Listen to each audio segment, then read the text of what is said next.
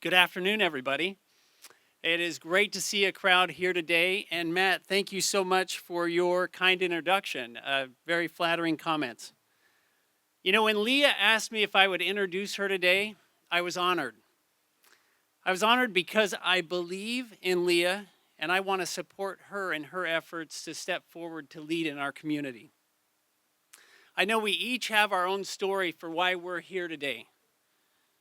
I'm here as an individual because I want to ensure that Redding continues to build on what attracted me to the area. 6 years ago, as Matt just said, my wife and I were here almost to the day looking at Redding. And as we drove into town, it felt like we were coming home.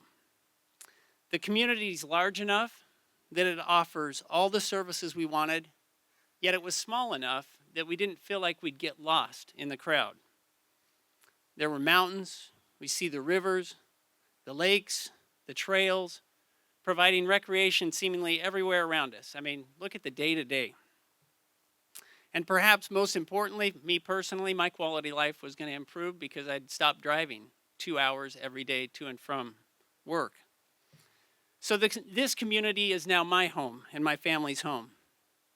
Now, if you think about Lea's story, I think her story and that of her family speaks perfectly to the potential of our community. Lea grew up nearby in Anderson, California. She attended local schools and graduated from Shasta High in 1993.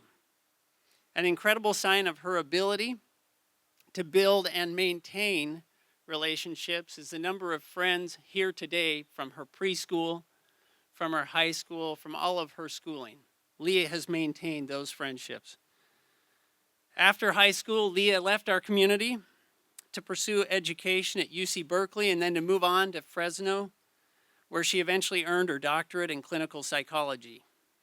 Lea started her career and worked at Kaiser Permanente in Fremont, California for 6 years as a clinical psychologist. In 2008, she made the decision to come back and to start her career, to be close to family. And she joined the Department of Veterans Affairs. She also has developed a private psychology practice and works in the family-owned Patients Hospital of Redding. Lea is married to a childhood friend, Matt, and they have 2 beautiful young daughters, Kennedy and Kenzie. Now, unlike a lot of you, I haven't known Lea for all of her life, but I've known her long enough to be completely impressed. I'm impressed that she's a product of our community, and she exemplifies what ambition and determination can accomplish. I'm also impressed with the Tate family. I've seen this family in business. I've seen them at the soccer fields. I've seen them in political circles. I've seen them promoting diversity and culture that is needed in our community. They have tremendous values, work ethic, and togetherness. I'm also impressed with Lea's knowledge of healthcare. Working in healthcare myself, I've admired what her dad started with Patients Hospital and the quality of care that their family continues to provide there. And finally, I'm also impressed with Lea's understanding of those in need. We have big issues with mental health, and she's an advocate for those people in our community. Knowing that I'd be asked to introduce, or that I was asked and that I'd have this opportunity, I sent a quick email out to some of the people I know that know Lea. And I asked them to describe with one word how they would describe Lea. And the list that I got back, I think, is very insightful to what Lea brings to our community. Listen to these words: accomplished, bold, listener, focused, strategic, steady, fearless, and I'll add my own word and agree with all of those others, prepared. From my perspective, Lea's combination of traits and experience have prepared her for today, to take on an increased role in our community and to lead us forward. So, without any further ado, please help me welcome Dr. Lea Tate to the stage.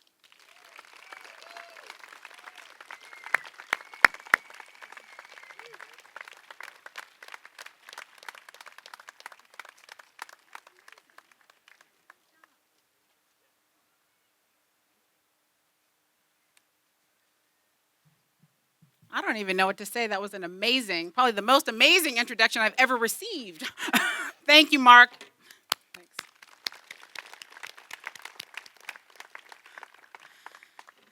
It means so much to me to see so many people here today. Sorry. Thank you for sharing your time with me and the entire campaign team. Everyone here cares about their community, and you're showing me that right now. Many of you have asked me why I've chosen to run for city council and become involved in the community. Seeing the devastation of Hurricane Katrina in 2005 sparked my interest. I volunteered to help and was on an airplane before my mother could fight me about it. And she was concerned about my safety, and I was concerned about getting there as fast as possible. I spent almost 2 months there providing round-the-clock mental health service. After arriving in Mississippi, I was promoted to supervisor for the entire state of Mississippi and all their mental health teams. Watching the devastation in Mississippi firsthand inspired me to do more for my community and encouraged me to think outside the box for creative solutions. My responsibilities there varied: how to make sure a specific county had food and water, how to access mental health services on the fly, dispersing of funds, and of course, making sure the volunteer force was mentally ready to do the job. Despite a very bad case of pneumonia, I kept working, much to my mother's concern, as mothers do, you all know. The experience of serving people in the aftermath of Hurricane Katrina is so significant to me and who I am today. Almost every day, I wear a bracelet that reminds me of the experience. The long 20-hour days, sleeping on the floor, daily calls to my mother to let her know I'm alive. Working and helping people I just met, never knowing when or if the next meal is coming, and as you can tell, I need to be fed a healthy, fortified meal every 3 hours, or I'm gonna wither away.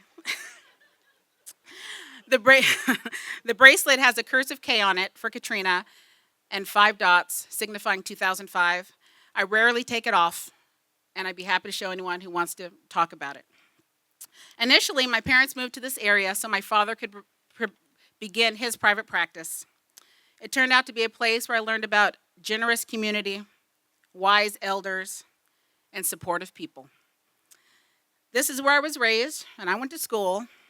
And now I'm raising my family here. Many of my childhood friends still reside in the area. Many of them are in the crowd today, and a few are on stage with me.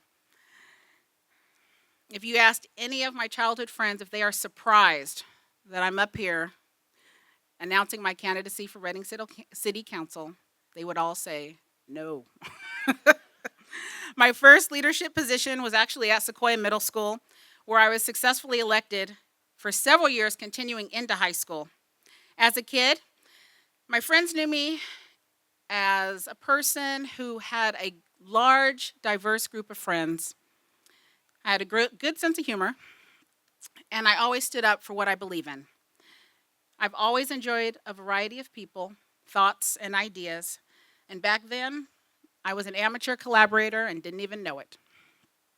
I moved away in 1993 after graduating from Shasta High School to pursue my education. I went to University of California, Berkeley, received my bachelor's degree in psychology with an informal emphasis in military affairs. I continued and received my master's and doctorate from the California School of Professional Psychology. People skills have always been my strength, working with others, troubleshooting problems, and listening. I enjoyed it so much, I turned it into a professional career. A good leader knows how to listen, be an independent thinker, and solve problems.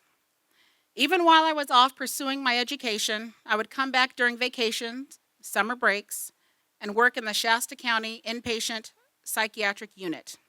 This is where I was first introduced to some of the problems that plague Redding today: homelessness, substance abuse, mental illness, domestic violence, and crime. Unfortunately, This inpatient unit was closed in 2004, and other resources within California were cut back at the same time. After I received my doctorate, I was accepted at a fellowship position at Kaiser Permanente and was lucky to be hired as a clinical psychologist. The position included working in the Kaiser Permanente emergency departments in the cities of Hayward and Fremont, working with law enforcement, medical personnel, emergency medical technicians to assist patients in crisis and resolution. I moved back to Redding in 2008. There was a job at the Department of Veterans Affairs, and it felt right. I'm honored to work in a position that impacts mentally ill North State veterans. Since returning back to the area, I've been shocked and dismayed by our city's struggles. The downturn in the economy has affected all of us with extreme detriment to our entire city.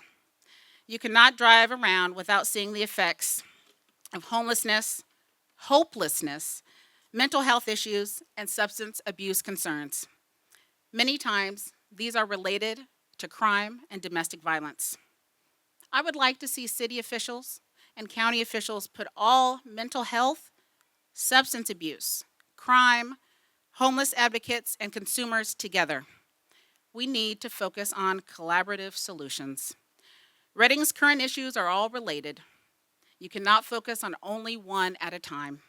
We need to identify, evaluate, and implement solutions to the whole problem. I would love to facilitate this on behalf of the city. When my campaign team and I came to this site several weeks ago just to scout it out, there was a homeless woman sitting on this very stage, and Trish was her name.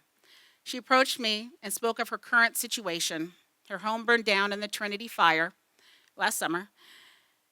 She's homeless. She had limited resources and was not comfortable going to the Good News Rescue Mission for a few reasons. Since she had a phone, I promised to call her back that day, which I did, with the information on her concerns. She and many other people are not aware of the services we offer in our city. We need to identify and eliminate redundancy. We need to focus resources in areas that can have the greatest impact by partnering with organizations and agencies that are best positioned to effect change. When a first responder, such as law enforcement or the fire department, like my husband, they respond to a 911 call to an intoxicated person, a person who appears agitated or hearing voices, a person sleeping or urinating in a public area, their hands are tied as to what they can do. There are typically three options: send the person to jail, leave them where they are, or transport them to the closest hospital. Unfortunately, our local hospitals are not currently equipped or designed to address involuntary mental health holds, substance abuse withdrawal protocols, or substance abuse detox. These costs are astronomical, and we can no longer continue doing business as usual. The taxpayers absorb these costs eventually. A recent statistic that I received from Dignity Health in Redding reports that they spend $400,000 a month on danger to self, danger to others, and gravely disabled individuals. That is almost $5 million a year. We can do better for our community. Police and fire department need options when working with individuals who are not appropriate to go to jail or the emergency department, but have concerns that need to be treated and managed. The good news is that the administrators at 2 of our local hospitals are aware of the problem and are willing to come together with city and county to discuss viable options. This isn't easy, and probably is why it's never been done, and City Council is a great place to start this discussion. We have organizations and individuals in our community who are forward-thinking and setting a high standard of care.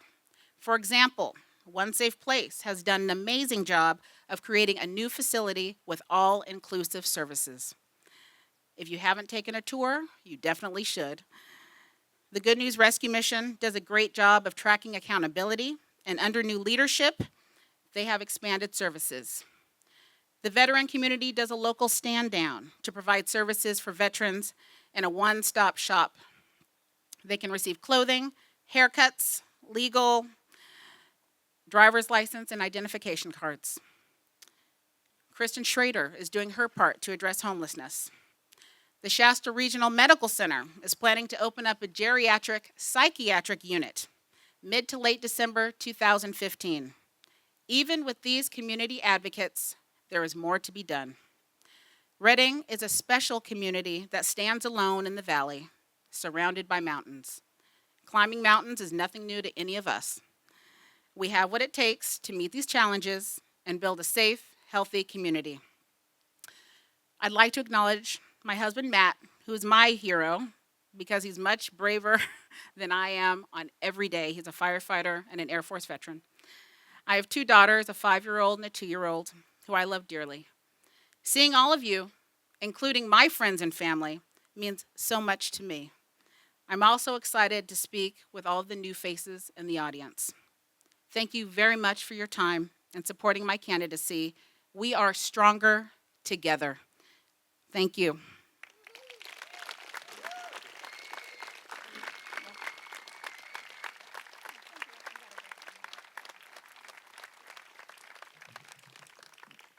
Thank you, Leah.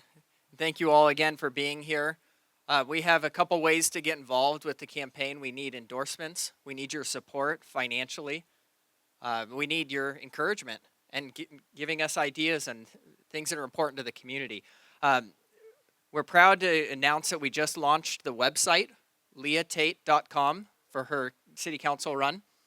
And for all of those of you out there that are into Facebook, Instagram, whatever, all the different things. My wife's good at this. I'm not. It's our handle. Our handle is Lea Tate Redding. So if you know what to do with that, then use it. Thank you guys again for being here. Have a great day.